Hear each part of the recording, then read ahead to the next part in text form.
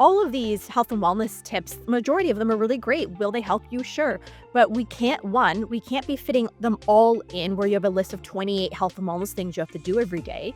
I think it's really, really important to pick one or two things that integrate them into your life. When they feel good, you can pick another one. But don't feel like if I'm not doing all of that, if I don't have an air purifier and water filter and red light and sauna, then it's just worthless.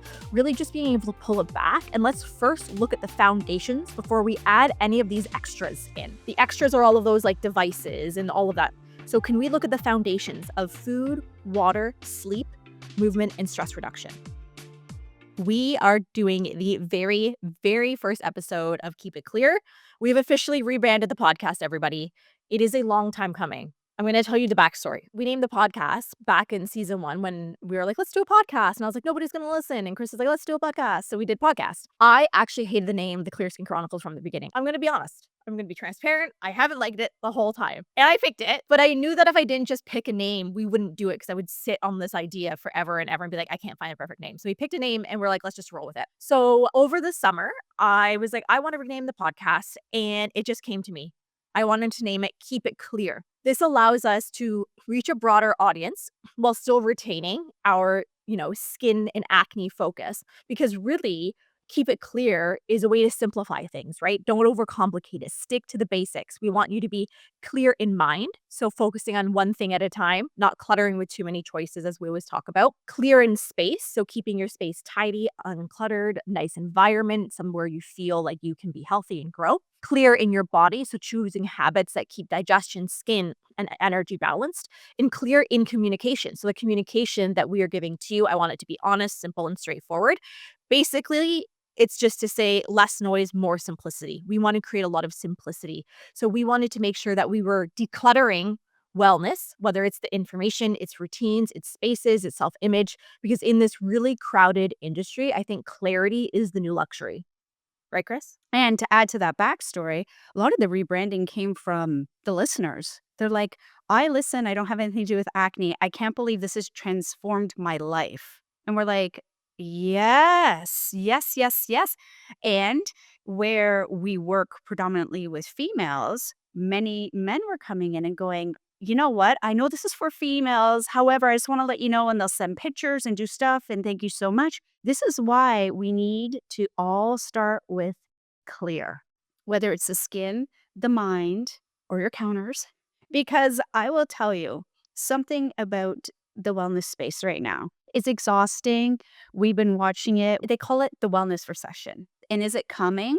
I think so. I think it's very real. I think the issue, though, is the health and wellness space, it's grown exponentially because of social media, right? And like we've been doing this since like 2015. So I was on social media 2015, 16 doing health and wellness back in the day when like nobody was really talking about it. And over the years, especially through COVID, it like exploded. I feel like we've gotten to this point where every time you go on social, Instagram, TikTok, YouTube, whatever, you're being told that everything you're doing is wrong. You have to do all of these things. And then the next day you go on and those things, oh, no, those new things we told you about yesterday, yeah, no, those are wrong. You can't eat salads anymore. Salads are a no. And you're like, but I thought salads were healthy. And then you go on and you see this 21-year-old wellness influencers who, work from home with no kids. And they're like, I get up at 5 a.m. every morning. I have a 90-minute routine. I stand on my vibration plate while I do my breathing and my meditation. And then they list out these 600 things that they do. And then the average person's like, oh man, I'm not doing all of those things. So like I'm failing at life. If I'm not spending 4 hours every morning doing all of these tasks and I'm not prioritizing my sleep, I don't have mindful eating, I'm not increasing my protein, I'm not using a vibration plate, I'm not doing my red light, I don't do cryotherapy, I don't do this. And you're like, oh my gosh, I'm failing. I'm not healthy. That's it. And then it becomes overwhelming and exhausting because all of these wellness habits that you're being pitched day in and day out, it's like it just adds to the list. It becomes a full-time job. Like if we really wanted to be able to do all the things we're told to do on social media, we would probably have to be retired billionaires with no children. Well, here's the thing. You kind of nailed it. It's how it's been packaged, sold, and culturally positioned. And what I mean by culturally positioned is that whole demographic. It's who's doing what. As we start to age and we get wrinkles, what do? We start to look at the younger generations as to what they're doing. We'll look at what we're doing and people our age and we're like, how did they get there? But we don't like the comparison. So then we start looking the youngers and saying, oh, whatever they're doing, we must do it. Essentially, wellness has been turned into a product line: crystals, infrared saunas, manifestation journals, subscription boxes, endless retreats. Don't get me wrong. Is there a acne program? 110%. But this is the difference. People are tired of buying wellness as a luxury lifestyle.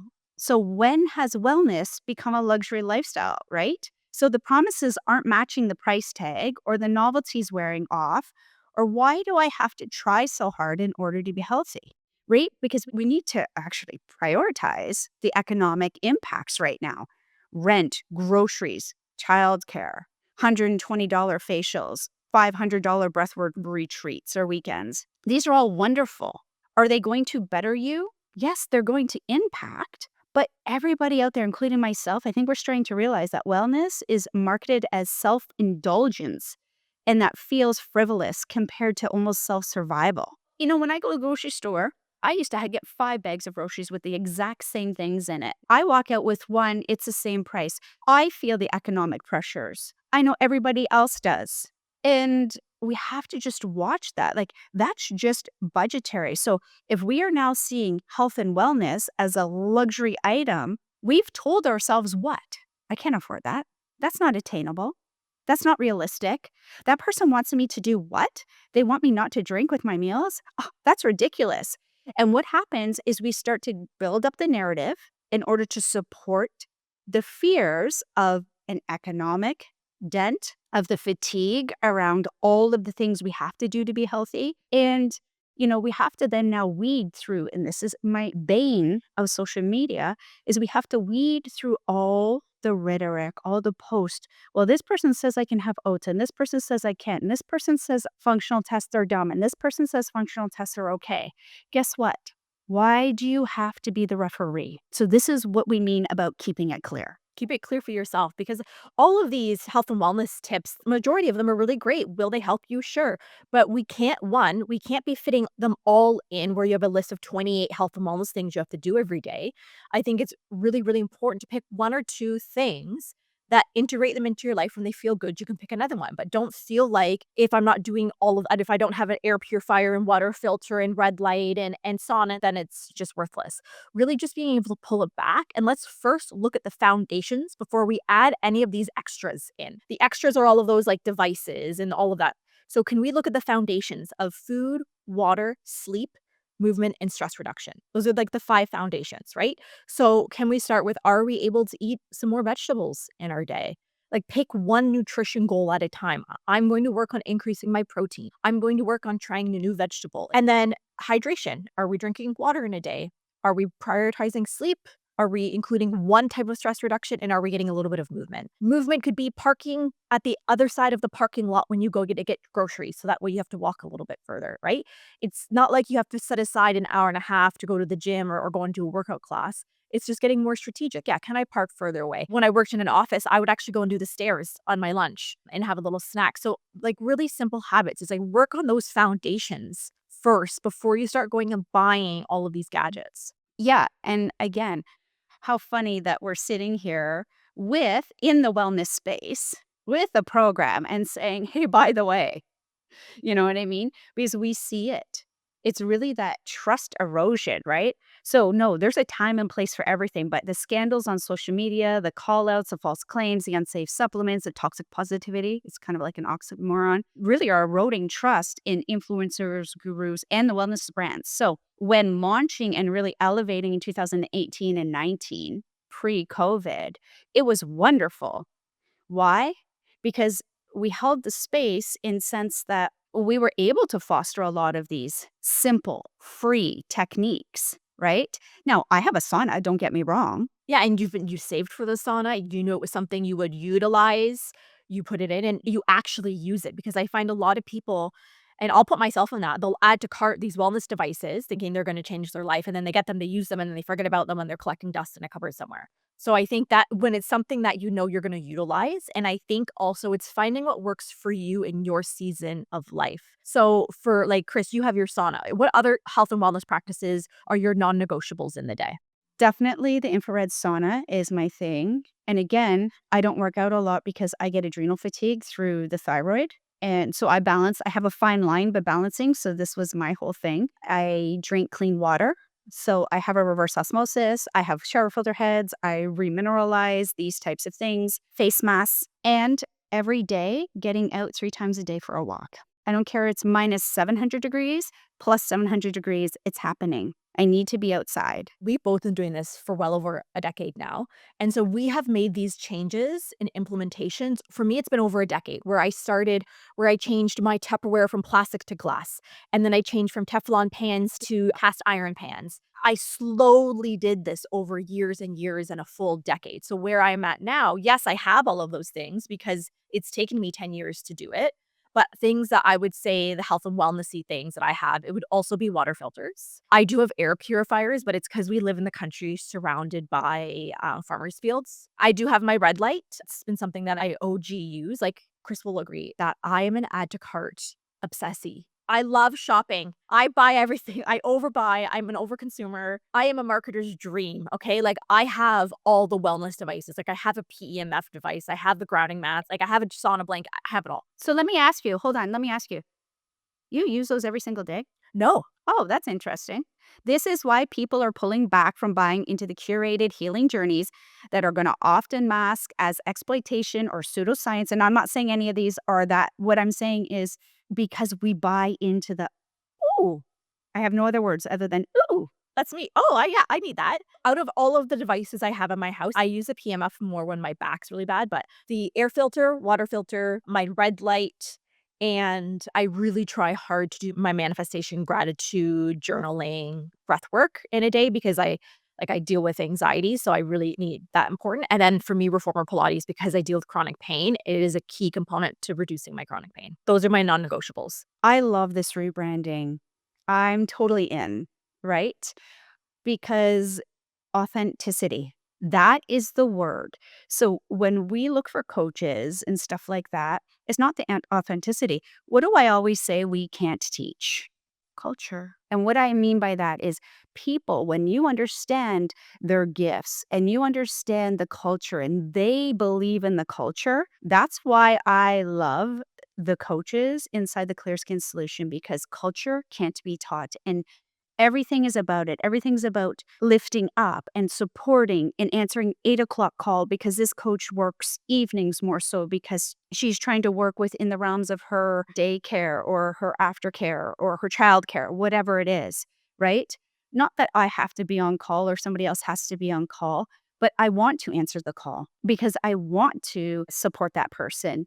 That's the authenticity. That is what you're going to start seeing a big shift in probably email content, probably in social media content. And I don't know if it's everywhere else, but definitely here because that authenticity needs to really push into quote unquote almost that wellness. Oh my gosh, don't tell me I'm going to not like a new word again. Because you know what happens when I don't like words, like obsessed, right? So that Instagrammable lifestyle, right? I really feel is almost collapsing in the sense. Younger generations, this is what I feel, okay? Again, I haven't been on social media. I'm not doing market research on anything. I truly feel those younger generations, they want real connection and stress relief, not curated, you know, things that cost thousands and thousands and thousands of dollars. They want true connection now. You know what happened is social media can be wonderful, don't get me wrong. But it drove so quick because you didn't have anything through COVID. It drove so quick. It got saturated quick. We were all isolated. Coming out of that now, we want connection. Even as an introvert, I'm like talking to people on my street. So I think it's more of the feeling of the overwhelm. It's the skeptical of value. It's defaulting to doing nothing rather than choosing. That's what's happening now with overwhelm and saturation. And again, listen, everyone, I don't have market research. I'm not watching advertising. This is truly what I feel. So when Katie was like, we're going to rename, and I'm like, oh, heck, love it. And she's like, let's think about what it could be. What does clear mean? And she brought this thing and I was like, oh, I love. I just picturing my counters. I was actually nervous. So I thought about the name. It just popped into my brain on a Saturday night at like 11:15 because I was staying up late watching a show. And I was like, oh my God. And I was like, went to text them. I'm like, no, Katie, let them sleep. Let me talk to them about it on Monday. And I was like, Cris is either going to love it or hate it. It's going to go either way. But I had made up my mind. So I was really just like hoping she loved it. I really just want health and wellness to be more about sustainability because that's truly what moves the needle in your health when you're able to be sustainable and consistent with something. Not, you're buying all these devices, you use it for a week and it sits in the closet. But by including things in your day, in your week, in your month, in your life that are sustainable, that can fit into that season. Like I'm a busy working mom with 2 boys that are playing sports. My house right now looks like it's chaos. I have really let go of beating myself up because I didn't get all of these things done. Is I'm now like, "Okay, this is the season of your life you're in. You can't fit all those things in. Pick the 1 or 2 things that you can that make you feel the best, and then just go with it." Ooh, I love this. Essentially, it's the wellness debt. That's what's catching up is the wellness debt. Okay, everyone, you heard it here first. Because that investment was heavily put into wellness fads. I use fads because honestly, I know the clear skin solution is not a fad. I can say that wholeheartedly. I would not ever, if you know me, I would not invest 6 years of my life into something that was poo-poo. Here's the thing. It's the word disappointment. The word disappointment is creating that pullback. It's creating that cultural cooling off period. That's what I'm seeing. And how and why I'm so intuitive into this. And like when I get really intuitive into something and I won't let it go, I'm telling you, it's pretty legit. Some people that have had calls with me, coaching calls, raw, like do it yourself program coaching calls. They're like, what the heck? I've heard you say that, but I can't, you know what I mean? Those types of things. So we're going to look for realistic swaps. We're going to look for free. We're going to look for sustainability, right? And really, that sustainability is we're going to now show you how to get out of the wellness debt, that overwhelm. Sustainability drives everything. The overwhelm keeps you trapped. You don't need to be on deprivation meal plans. You might have to eat for a protocol, 100%. I had one client, she said, I worked with a practitioner in the holistic field, and she gave me the supplements, and I was on them nearly a year. Same eating plan, Katie, same supplements a year. And then what happened when she stopped? Pulled it out, acne came like just flooding back. And I said, oh, well, again, and I don't want to go and say anything against another practitioner. I say, okay, well, here's what we're going to do, right? I'm not wasting energy on going and discrediting somebody. That person thought they were doing the right thing. And guess what happens? That consumer, that client that's now sitting in front of me, invested in the person. So if I go and I just degrade somebody's approach, how do they feel? It's these small things that create the authentic environment. It's these small things that I really, and I mean, we have many people again that don't have acne that are listening and that send us messages and say, yeah, that really makes sense, right? So I just want everyone to really watch out for that wellness debt. Are you in it? What can you do? I've mentioned social media a couple times and I've been very kind. Social media, love, don't love. Love when it's done right. Here's what I don't love about it. What you post, what I post, that doesn't bug me. What another wellness person posts, regardless if I agree or disagree, does not bother me. You know what bothers me? Corruption. And what I mean corruption is algorithms. It's investments in businesses that are connected. Now, why does a media company intertwined with pharmaceuticals? Why does Google own a pharmaceutical company? That is what I'm talking about. Why? Because it's money. Is it a smart business decision? Oh, 2 gold stars right to you. Yeah, social media is a business. It's how people market it because nobody watches commercials. My kids don't even know what commercials are. I explained a commercial to my 8-year-old the other day. He's like, "What? What do you mean?" That's how we market, is on our phones. And that's the thing. And that's fine. I'm totally down if you're in that space, right? However, that's corporate wellness. That's less appealing. That's less sustainable. And what happens is now, if you don't invest XYZ or you alter the amount of money you've been putting into ads, whoa, it'll come to a grinding halt because they're going to teach you a lesson, right? It's these types of things I hear a lot of colleagues say, oh my gosh, this is what happened. Oh my gosh, my account got banned or got hacked and I can't get it back. I can't do this. That's a lot of power to give somebody when your livelihood is based on social media. Here's the thing, here at KSW, I'm the ideas lady. I come up with all of the ideas. And every new meeting, I'm like, okay, Chris Page, I got it. Here's 86 things I want to do. And they're like, Katie, like, let's get realistic here. I just am a dreamer. You guys, I'm a dreamer. I'm like a galvanizer. I keep it going, and tenacity is like I have to end it. I'm the glass half full, Chris's glass half empty. And she's like, what about this, Katie?